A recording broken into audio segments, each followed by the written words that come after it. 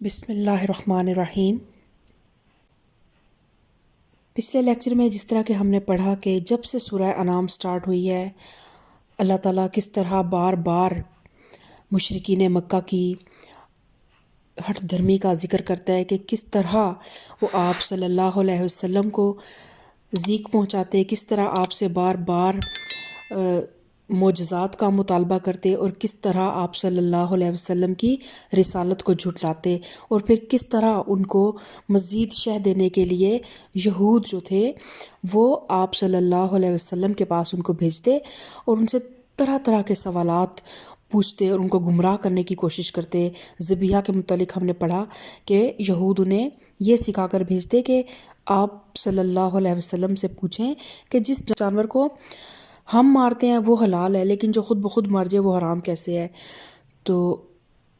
اس طرح کی باتوں سے وہ خود تو بھٹک چکے تھے اور وہ دوسروں کو بھی اپنے مکر و فریب کے جال میں الجھا کر دین سے دور کرنے کی کوشش کرتے اور دین کے راستے میں روڑے اٹکانے کی کوشش کرتے۔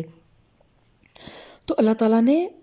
فرمایا کہ کافروں کے لیے اسی طرح ان کے اعمال خوشنما بنا دیے گئے ہیں۔ انہیں سمجھ نہیں آتی کہ ہم جو کر رہے ہیں، انہیں لگتا ہے کہ یہ بالکل ہم ٹھیک کر رہے ہیں۔ کبھی بھی کسی انسان کو آپ دیکھیں گے کہ وہ کتنا بھی برا عمل کر رہا ہو لیکن وہ اپنے آپ کو ہمیشہ صحیح سمجھ رہا ہوتا ہے، کیونکہ جو اس کے ساتھ اس کے نفس کا جو ایک شیطان ہے نا، وہ اتنا طاقتور ہو چکا ہے کہ اس نے اس کی عقل کو بالکل قبضہ کر لیتا ہے، اس کی عقل کے اوپر۔ تو پھر اس کو اپنے برے سے برے عمل بھی جو ہے نا وہ اچھے لگتے ہیں، اور وہ ان میں سے بھی اسے لگ رہا ہوتا ہے کہ میرے لیے کوئی باعث خیر ہے یہ میرا عمل۔ اور پھر اللہ تعالیٰ فرماتا ہے کہ اسی طرح ہم نے ہر بستی کے بڑے بڑے مجرموں کو لگا دیا ہے کہ وہاں اپنے مکر و فریب کا جال پھیلائیں، اور دراصل وہ اپنے فریب کے جال میں آپ پھنستے ہیں مگر انہیں اس کا شعور نہیں ہے۔ اور پھر وہ یہ بھی شکوہ کرتے تھے، یا ان کی یہ بھی ایک ڈیمانڈ ہوتی تھی کہ ہم تب تک ان آیات کو نہیں مانیں گے کہ یہ اللہ کی طرف سے ہیں جب تک کہ وہ ہمیں خود نہ دی جائیں۔ تو اللہ تعالیٰ فرماتا ہے کہ اللہ تعالیٰ بہتر جانتا ہے کہ اس نے اپنی پیغمبری کا کام کس سے لینا ہے اور کس طرح لینا ہے۔ تو آج ہم سورہ انعام آیت نمبر 125 سے اپنے لیکچر کا آغاز کریں گے۔ ربی اشرح لی صدری ویسر لی امری واحلل عقدۃ من لسانی یفقہوا قولی ربی زدنی علما۔ اعوذ باللہ من الشیطان الرجیم، بسم اللہ الرحمن الرحیم۔ فمن یرد اللہ ان یہدیہ یشرح صدرہ للاسلام ومن یرد ان یضلہ یجعل صدرہ ضیقا حرجا کأنما یصعد فی السماء کذالک یجعل اللہ الرجس علی الذین لا یؤمنون۔ بس یہ حقیقت ہے کہ جسے اللہ ہدایت بخشنے کا ارادہ کرتا ہے اس کا سینہ اسلام کے لیے کھول دیتا ہے۔ کس طرح کھول دیتا ہے کہ اس کا اللہ تعالیٰ شرح صدر فرما دیتا ہے۔ سینہ کھول دینے سے مراد یہ ہے کہ اسلام کی صداقت پر وہ پوری طرح مطمئن ہو جاتا ہے، اور شکوک و شبہات اور تذبذب اور تردد اس کے دل سے بالکل دور ہو جاتا ہے، اور انسان بے اختیار پکار اٹھتا ہے رضیت باللہ ربا وبالاسلام دینا وبمحمد نبیا۔ اور جسے گمراہی میں ڈالنے کا ارادہ کرتا ہے اس کے سینے کو تنگ کر دیتا ہے اور ایسا بھیجتا ہے۔ کیسے بھیجتا ہے کہ اسلام کا جب وہ تصور کرتا ہے تو اسے یوں معلوم ہونے لگتا ہے کہ گویا اس کی روح آسمان کی طرف پرواز کر رہی ہے۔ اس طرح اللہ ناپاکی ان لوگوں پر مسلط کر دیتا ہے جو ایمان نہیں لاتے۔ کس چیز کی ناپاکی؟ حق سے فرار اور نفرت کی ناپاکی اللہ تعالیٰ ان پر مسلط کر دیتا ہے جو ایمان نہیں لاتے، حالانکہ یہ راستہ تمہارے رب کا سیدھا راستہ ہے، اور اس کے نشانات ان لوگوں کے لیے واضح کر دیے گئے ہیں جو نصیحت قبول کرتے ہیں، ان کے لیے ان کے رب کے پاس سلامتی کا گھر ہے۔ تو دیکھیں، نصیحت قبول کیا کریں۔ جب بھی کوئی انسان آپ کو کوئی بات بتائے اور آپ کو یقین ہو کہ وہ جو بات کر رہا ہے وہ بہرحال ٹھیک ہے، چاہے وہ دینی لحاظ سے درست بات ہو اور چاہے اخلاقی لحاظ سے، تو کبھی بھی پھر ضد پہ نہ اڑیں، کبھی بھی متعصب نہ ہوں، کبھی بھی ہٹ دھرمی کا رویہ اختیار نہ کریں، کیونکہ جو نصیحت کو قبول کرتے ہیں نا، بالآخر وہ بامراد ہو جاتے ہیں۔ چاہے وہ دنیاوی لحاظ سے کوئی نصیحت کسی کو کی جائے، کسی بڑے انسان نے، کسی جو انسان دنیا میں کسی لحاظ سے آپ سے علمی لحاظ سے بہتر ہے، یا اس کو اللہ تعالیٰ نے کوئی ایسا حکمت دی ہوئی ہے، دانائی دی ہوئی ہے، تو کبھی بھی پھر اس چیز میں اپنی شرمندگی محسوس نہ کریں، یا اپنے آپ کو کم تر محسوس نہ کریں کہ ہم کسی کی نصیحت کیوں قبول کریں۔ نصیحت کو کھلے دل سے قبول کر لینا بھی اعلیٰ ظرف لوگوں کا کام ہوتا ہے، اور انہی لوگوں کا کام ہوتا ہے جو بامراد اور بانصیب ہوتے ہیں۔ تو اچھی نصیحت کو ہمیشہ کھلے دل سے قبول کیا کریں، اور ان کے لیے ان کے رب کے پاس سلامتی کا گھر ہے، یعنی جنت ہے، جہاں انسان ہر آفت سے محفوظ اور ہر خرابی سے مامون ہوگا، اور وہ ان کا سرپرست ہے اس صحیح طرز عمل کی وجہ سے جو انہوں نے اختیار کیا۔ وَيَوْمَ يَحْشُرُهُمْ جَمِيعًا يَا مَعْشَرَ الْجِنِّ قَدِ اسْتَكْثَرْتُم مِّنَ الْإِنسِ، جس روز اللہ ان سب لوگوں کو گھیر کر جمع کرے گا، اس روز وہ جنوں سے خطاب کر کے فرمائے گا، اور یہاں جنوں سے مراد شیاطین جن ہیں۔ ایک شیاطین دو قسم کے ہیں نا، ایک شیاطین جن اور ایک شیاطین انس، اور یہاں پہ جو اسپیسیفک خطاب ہوگا وہ شیاطین جنوں سے ہوگا۔ اور اس روز وہ جنوں سے خطاب کر کے فرمائے گا کہ اے گروہ جن، تم نے تو نوع انسانی پر خوب ہاتھ صاف کیا۔ انسانوں میں سے جو ان کے رفیق تھے وہ عرض کریں گے، پروردگار، ہم میں سے ہر ایک نے دوسرے کو خوب استعمال کیا ہے، یعنی ہم نے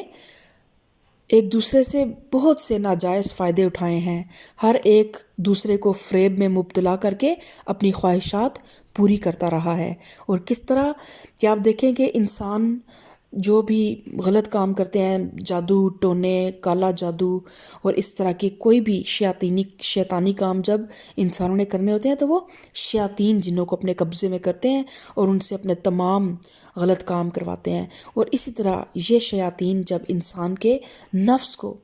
سبز باغ دکھاتے ہیں اور ان کو جب اس کے نفس پہ قابو پا لیتے ہیں تو پھر انسان کو یہ کس طرح گمراہ کرتے ہیں، اور پھر دونوں ایک دوسرے سے اپنے ناجائز فائدوں کے لیے ایک دوسرے کو استعمال کرتے ہیں۔ تو اس دن پھر یہ اقرار کریں گے اس بات کا، تو پھر وہ اللہ تعالیٰ سے فرمائیں گے کہ ہم میں سے ہر ایک نے دوسرے کو خوب استعمال کیا ہے، اور اب ہم اس وقت پر آ پہنچے ہیں جو تو نے ہمارے لیے مقرر کر دیا تھا۔ اللہ فرمائے گا، اچھا اب آگ تمہارا ٹھکانہ ہے، اس میں ہمیشہ رہو گے، اس سے بچیں گے صرف وہی جنہیں اللہ بچانا چاہے گا، بے شک تمہارا رب دانا اور علیم ہے۔ یعنی اگرچہ اللہ تعالیٰ کو اختیار ہے کہ وہ جسے چاہے سزا دے اور جسے چاہے معاف کر دے، مگر یہ سزا اور جزا بلا وجہ معقول نہیں ہوگی، کسی مجرد خواہش کی بنا پر نہیں ہوگی، بلکہ علم اور حکمت پر مبنی ہوگی۔ یعنی اللہ تعالیٰ انسانوں کی طرح معاملہ نہیں کرے گا کہ اسے کوئی اچھا لگتا ہے تو اس کو معاف کر دے گا، اور کوئی اللہ تعالیٰ کا منظور نظر نہیں ہے اپنی ذاتی پسند کی وجہ سے تو اللہ تعالیٰ اس کو سزا دے دے گا۔ اللہ تعالیٰ انصاف کے ساتھ معاملہ کرے گا، اپنے علم اور اپنے حکمت کی بنیاد پر معاملہ کرے گا، اور خدا معاف صرف اس مجرم کو کرے گا جس کے متعلق وہ جانتا ہے کہ وہ خود اپنے جرم کا ذمہ دار نہیں ہے۔ یعنی بعض اوقات حالات اس ٹائپ کے ہو جاتے ہیں کہ انسان نہ چاہتے ہوئے بھی اس سے کوئی غلطی ایسی سرزد ہو جاتی ہے جو بے شک دنیا کی نظر میں بہت بڑا جرم ہو، لیکن اللہ تعالیٰ تو پھر علیم بذات الصدور ہے نا، تو وہ جانتا ہے کہ کسی انسان کی نیت کیا تھی، تو پھر جس کے متعلق اس کی حکمت یہ فیصلہ کرے گی کہ اسے سزا دینی چاہیے یا نہیں دینی چاہیے، اس کے متعلق اللہ تعالیٰ پھر اپنی حکمت کے ساتھ اور اپنے علم کے ساتھ فیصلہ فرمائے گا۔ وَكَذَلِكَ نُوَلِّي بَعْضَ الظَّالِمِينَ بَعْضًا بِمَا كَانُوا يَكْسِبُونَ۔ دیکھو اس طرح ہم ظالموں کو ایک دوسرے کا ساتھی بنائیں گے۔ کب؟ آخرت میں۔ ظالموں کو ایک دوسرے کا ساتھی بنائیں گے اس کمائی کی وجہ سے جو وہ دنیا میں ایک دوسرے کے ساتھ مل کر کرتے تھے۔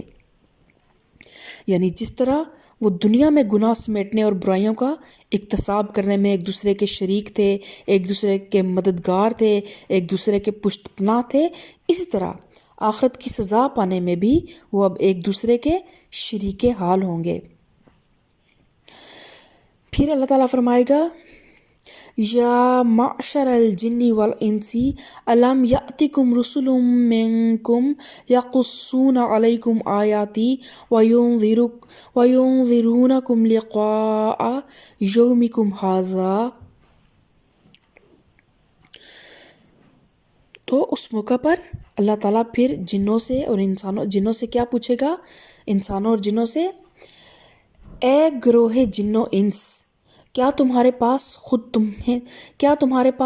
خود تم ہی میں سے وہ پیغمبر نہیں آئے تھے جو تم کو میری آیات سناتے اور اس دن کے انجام سے ڈراتے؟ وہ کہیں گے ہاں، ہم اپنے خلاف خود گواہی دیتے ہیں۔ آج دنیا کی زندگی نے ان لوگوں کو دھوکے میں ڈال رکھا ہے، مگر اس وقت وہ خود اپنے خلاف گواہی دیں گے، یعنی کہ وہ اقرار کریں گے کہ اللہ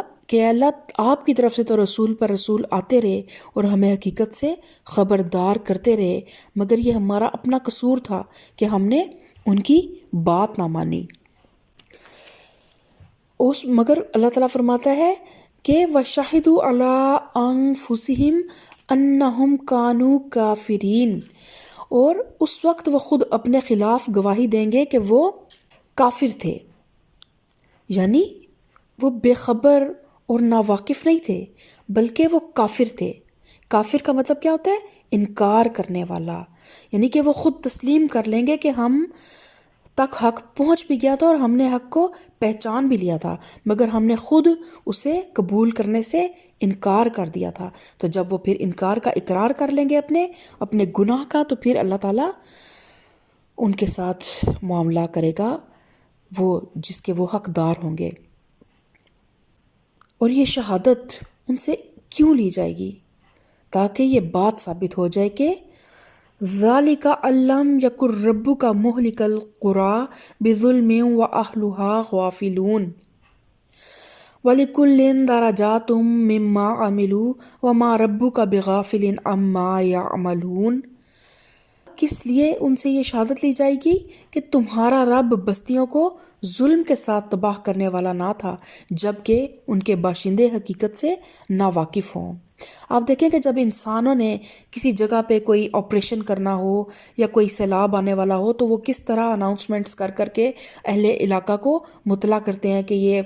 کوئی قدرتی آفت آنے والی ہے یا اس علاقے میں کوئی ڈیزاسٹر ہونا ہے یا ہم نے کوئی ایسا کام کرنا ہے تو آپ یہاں سے موو کر جائیں۔ تو اللہ کیسے اپنے بندوں کے ساتھ یہ ظلم کر سکتا ہے کہ ان کو بتائے بغیر اچانک ان پر عذاب لے آئے؟ اور پھر اللہ تعالیٰ بندوں کو یہ موقع بھی نہیں دینا چاہتا کہ وہ اس کے مقابلے میں یہ احتجاج کر سکے کہ آپ نے ہمیں حقیقت سے تو آگاہ کیا ہی نہیں اور نہ ہم کو صحیح راستہ بتانے کا کوئی انتظام فرمایا، مگر جب ناواقفیت کی بنا پر ہم غلط راہ پر چل پڑے تو اب آپ ہمیں پکڑتے ہیں۔ اسی حجت کو قطع کر دینے کے لیے اللہ تعالیٰ نے پیغمبر بھیجے اور کتابیں نازل کیں تاکہ جنوں انس کو صاف صاف خبردار کر دیا جائے۔ اب اگر لوگ غلط راستوں پر چلتے ہیں اور اللہ ان کو سزا دیتا ہے تو پھر اس کا الزام خود ان کے سر ہے، نہ کہ اللہ پر۔ اور اللہ تعالیٰ فرماتا ہے وَلِكُلٍّ دَرَجَاتٌ مِّمَّا عَمِلُوا وَمَا رَبُّكَ بِغَافِلٍ عَمَّا يَعْمَلُونَ وَرَبُّكَ الْغَنِيُّ ذُو الرَّحْمَةِ إِن يَشَأْ يُذْهِبْكُمْ وَيَسْتَخْلِفْ من بعدكم ما يشاء كما أنشأكم من ذرية قوم آخرين۔ ہر شخص کا درجہ اس کے عمل کے لحاظ سے ہے، اور تمہارا رب لوگوں کے اعمال سے بے خبر نہیں ہے۔ تمہارا رب بے نیاز ہے اور مہربانی اس کا شیوا ہے۔ یعنی تمہارا رب بے نیاز ہے، یعنی اس کی کوئی غرض ہم انسانوں سے اٹکی ہوئی نہیں ہے۔ اللہ کا کوئی مفاد ہم انسانوں سے وابستہ نہیں ہے کہ ہماری نافرمانی سے اس کا کچھ بگڑ جاتا ہو یا ہماری فرما برداری سے اس کو کچھ فائدہ پہنچتا ہو۔ ہم سب مل کر اگر سخت نافرمان بھی ہو جائے نا تو اس کی بادشاہی میں ذرہ برابر کمی نہیں کر سکتے، اور اگر سب کے سب انسان مل کر اس کے مطیع فرمان اور عبادت گزار بن جائیں تو اس کے ملک میں کوئی اضافہ نہیں کر سکتے۔ وہ نہ ہماری اسلامیوں کا محتاج ہے اور نہ ہماری نظر و نیاز کا، بلکہ وہ تو اپنے بے شمار خزانے ہم پر لٹا رہا ہے، اور بغیر اس کے کہ ان کے بدلے میں ہم سے وہ کوئی چیز چاہے۔ مہربانی اس کا شیوا ہے۔ اور یہاں موقع محل کے لحاظ سے اس فکرے کے دو مفہوم ہیں۔ ایک یہ کہ تمہارا رب تم کو راہ راست پر چلنے کی جو تلقین کرتا ہے، در حقیقت نفس الامری کے خلاف طرز عمل اختیار کرنے سے جو منع کرتا ہے، اس کی وجہ یہ نہیں ہے کہ ہماری راست روی سے اس کا کوئی فائدہ اور غلط روی سے اس کا کوئی نقصان ہوتا ہے، بلکہ اس کی وجہ دراصل یہ ہے کہ راست روی میں ہمارا اپنا فائدہ اور غلط روی میں ہمارا اپنا نقصان ہے۔ لہٰذا یہ سراسر اس کی مہربانی ہے کہ وہ ہمیں اس صحیح طرز عمل کی تعلیم دیتا ہے جس سے ہم بلند مدارج تک ترقی کرنے کے قابل بن سکتے ہیں، اور اس غلط طرز عمل سے روکتا ہے جس کی بدولت پست مراتب کی طرف تنزل کر جائیں۔ اور دوسرے یہ کہ اللہ تعالیٰ سخت گیر نہیں ہے۔ انسانوں کو سزا دینے میں اللہ تعالیٰ کو کوئی لطف نہیں آتا کہ وہ ہمیں پکڑے اور مارے۔ وہ اس چیز پر تلا ہوا نہیں ہے کہ ذرا کسی انسان سے کوئی قصور سرزد ہو تو وہ اسے پکڑ لے اور اسے فوراً سزا دے۔ در حقیقت وہ اپنی تمام مخلوقات پر نہایت مہربان ہے، غائب درجے کے رحم و کرم کے ساتھ وہ خدائی کر رہا ہے۔ اور یہی معاملہ انسانوں کے ساتھ بھی ہے، اسی لیے وہ ہمارے قصور پر قصور معاف کرتا چلا جاتا ہے۔ ہم کتنی نافرمانیاں کرتے ہیں، کتنے گناہ کرتے ہیں، کتنے جرائم کا ارتکاب کرتے ہیں، اور اسی کے رزق پر ہم پلتے ہیں، سارا دن اس کا رزق کھاتے ہیں، اس کے باوجود اس کے احکامات سے منہ موڑتے ہیں، مگر وہ حلم اور عفو اور درگزر سے کام لیتا چلا جا رہا ہے، اور ہمیں بار بار سمجھنے اور سنبھلنے اور اپنی اصلاح کر لینے کے لیے مہلت پر مہلت دیے جاتا ہے۔ اگر اللہ سخت گیر ہوتا تو اس کے لیے کچھ مشکل نہ تھا کہ ہمیں ایک منٹ میں، ایک چٹکی میں اس دنیا سے رخصت کر دیتا اور ہماری جگہ کسی دوسری قوم کو اٹھا کھڑا کرتا، یا وہ سارے انسانوں کو ختم کر کے کوئی دوسری مخلوق پیدا کر لیتا۔ تو اس کے لیے تو ایک کلمہ کن ہے، اور وہ اس دنیا کو ختم کر کے، ان تمام انسانوں کو ختم کر کے اپنے کلمہ کن سے ایک نیا جہان پیدا کر سکتا ہے، لیکن وہ بار بار ہمیں مہلت دیتا ہے کہ شاید ہم پلٹ آئیں۔ تو پھر اللہ تعالیٰ فرماتا ہے، اگر وہ چاہے تو تم لوگوں کو لے جائے اور تمہاری جگہ دوسرے جن لوگوں کو چاہے لے آئے، جس طرح اس نے تمہیں کچھ اور لوگوں کی نسل سے اٹھایا ہے۔ اور کس کی نسل سے اٹھایا ہے؟ کہ حضرت اسحاق علیہ السلام، بنی اسرائیل کی نسل ہی کی ایک اکشاخ جو ہے وہ بنی اسماعیل ہے۔ انہیں جب اللہ تعالیٰ نے منصب امامت دیا تو وہ اس کی قدر نہ کر سکے، اس منصب کے حق کو ادا نہ کر سکے، اور انہوں نے اس منصب پہ